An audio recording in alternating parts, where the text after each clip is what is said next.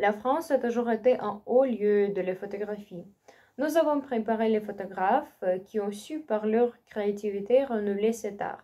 Découvrons ou redécouvrons ces artistes, qu'ils soient photographes de mode, de rue, photojournalistes, ils méritent toute leur célébrité. En 1822, le français Nicéphore Niepce invente un procédé qu'il nomme héliographie, dessin du soleil. Niepce réussit à faire la première photographie qui peut être conservée. Elle s'appelle Point de vue du grain.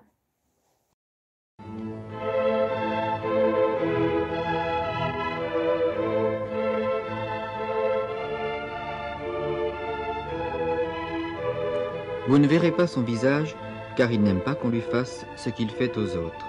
Il a fallu ruser avec lui pour surprendre son image et sa pensée. Henri Cartier-Bresson est un photographe français légendaire, le fondateur du reportage et de la photographie de rue.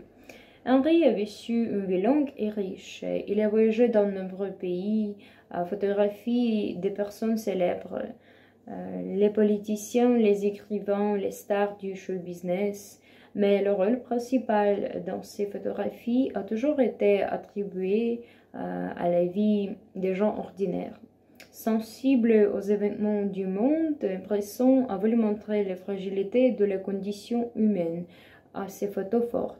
Grâce à lui, la prise de vue en format carré est devenue démocratique, et aussi la photo noir et blanc et les tons de gris.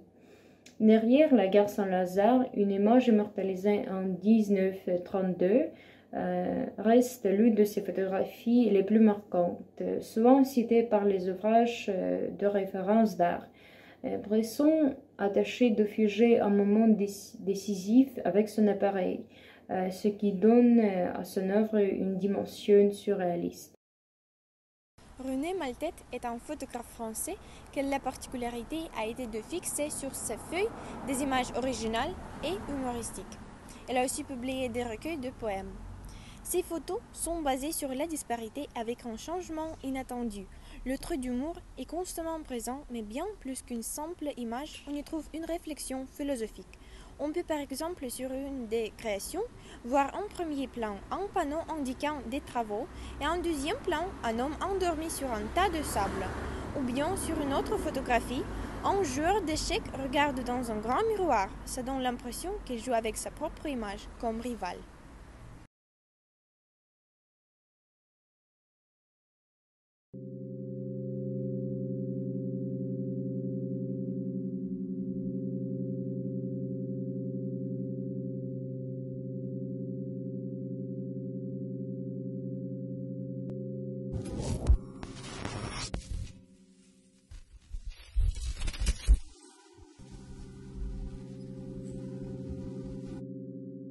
Avec l'aide de mise en scène extraordinaire et suggestive, le photographe Guy Bourdon a su combiner sensualité et surréalisme dans la photographie de mode.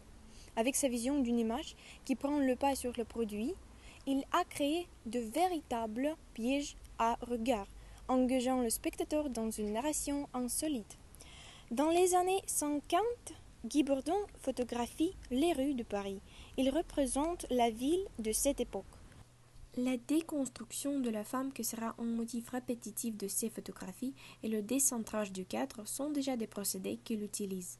Son œuvre se caractérise par des images troublantes, souvent provocatrices et toutefois mystérieuses, qui ont fait un changement radical dans la manière d'aborder les séries de mode et les campagnes publicitaires.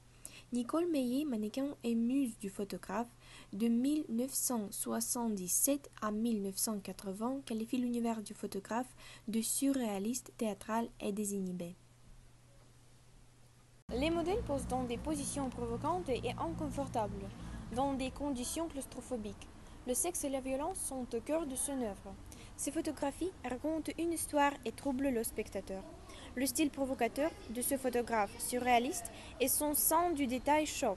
Les compositions souvent abstraites, avec des couleurs sursaturées, des jeux d'ombre et de lumière, engagent le spectateur en laissant la place à son imagination pour reconstituer l'histoire.